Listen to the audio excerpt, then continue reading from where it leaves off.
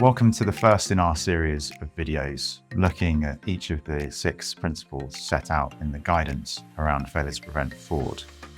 The first is tone from the top, which makes it clear that responsibility for the prevention and detection of fraud rests with those charged with the governance of the organisation, generally the board of directors, partners, and senior management. This involves, of course, the fostering of a culture in which fraud is not acceptable and rejecting any profit gained from fraudulent actions. And I think it's fair to say when we look at the enforcement action around, for example, bribery and corruption in the UK over recent years, in each of those enforcement actions, culture has been a huge focus, and a large part of which, of course, is the tone from the top. So taking an example from the high-profile case of Rolls-Royce, the judge in that case spoke to a culture of willful disregard of the commission of offences, for example. And in relation to Airbus, another high-profile enforcement action in recent years, the reference to the fact that policies and procedures were easily bypassed or breached, and there existed a corporate culture which permitted bribery by Airbus business partners and/or employees. We'll look then at the key aspects of top-level commitment to meet this responsibility. And the first is the fact that the guidance makes clear that senior management should communicate and endorse the organisation's stance on preventing fraud. This might include, for example, mission statements and communications from senior individuals about the organisation's culture. They must articulate the business benefits of rejecting fraud and the consequences for individuals or entities that breach the entity's fraud policies. Communication should endorse the relevant policies and procedures of the organisation and name clearly the key individuals involved in implementing those procedures and who are accountable for that fraud risk area. If you look at areas like, for example, financial services, there is specific guidance which makes clear from earlier this year that in the regulated sector, where you have a senior manager with responsibility for this area, for fraud, there will be an expectation that that is clearly documented. And it would be expected that that would be included clearly in the risk mapping in association with senior managers. Now, that's equally relevant, we would say, to organisations not in the regulated sector, insofar as we can expect law enforcement to have an expectation that when they inquire as to an organisation's anti-fraud procedures, there will be an individual who is clearly accountable, whether that's through express delegation from the board, through their job descriptions, and certainly documented in writing that they own that particular area of risk for the organisation. Another area which is important in this particular part of the guidance is around the nature of the communications. And careful thought should be given to the target audience and the need, of course, to differentiate between communications to employees and, for example, by contrast with contractors, where different commercial considerations may be brought to bear in order to communicate effectively and clearly around the organisation's anti-fraud stance. The second issue to take account of is implementing clear governance across the organisation in respect of the fraud prevention framework. In this regard, you should assign responsibility for different aspects of the fraud matrix. This will include scanning for new fraud risks, and developing and implementing fraud prevention measures. Someone else as well to look at investigating suspected fraud, and then sharing management information to understand risks and measure effectiveness of the procedures you have in place.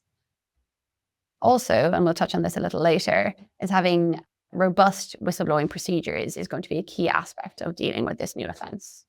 Finally, ensuring the head of compliance or relevant person has direct access to the board or the CEO.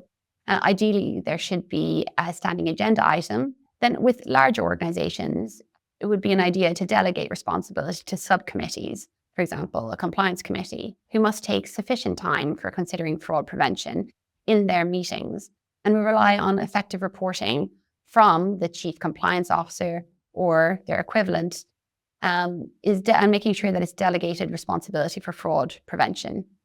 Finally, you should review measures and their implementation on a regular basis to ensure that they're fit for purpose. Third topic in this area is around the commitment to training and resourcing. And I think one of the interesting aspects of this is that there's a need for commitment to reasonable and proportionate budgets, both for leadership, staffing, also the implementation of fraud prevention procedures, a commitment to providing fraud prevention training, which of course comes with its own budget, and an investment, importantly, in technology. And that's one of the areas which we see in this guidance for the first time, and which is going to become increasingly important as the relevant compliance software becomes more affordable in time. And we can expect in due course the use of technology to be a real minimum requirement when it comes to fraud prevention procedures, and of course the leveraging of AI amongst other things to detect fraud live rather than after the event. Perhaps most importantly, the guidance makes it clear that this is not just a one-off investment. It talks about the commitment of resources over the long term. So that's a really key area when it comes to tone from the top and good leadership.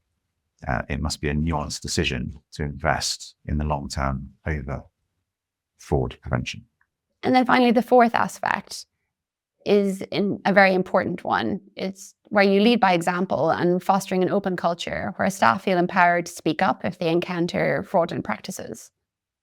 And what's very important here is, as well as talking the talk, you must walk the walk. That can involve a change in attitude for corporates to ensure that the message you're filtering down from the top is one where financial crime and the prevention of it is a key message.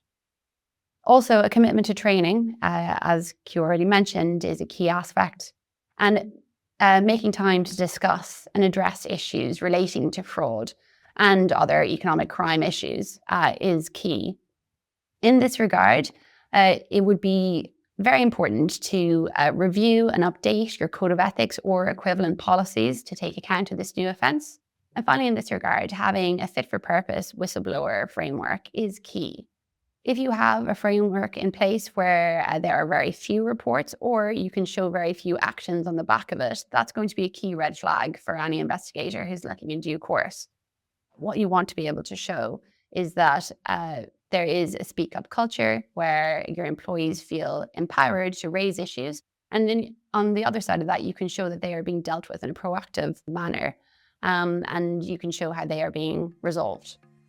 And as a final comment, I think in relation to this topic, it's worth saying that from our collective experience as an investigations team, whenever we're looking at fraud, we will almost universally find that there are issues around leadership and culture in an organisation. So this principle really is at the heart of instilling an effective anti-fraud regime, and it will pay dividends to look at that now and make changes where they're necessary now, rather than having to deal with it after the event in relation to an internal investigation, but worse in the cases such as Rolls-Royce and Airbus, which we've mentioned, in the face of an enforcement action and very much on the back foot.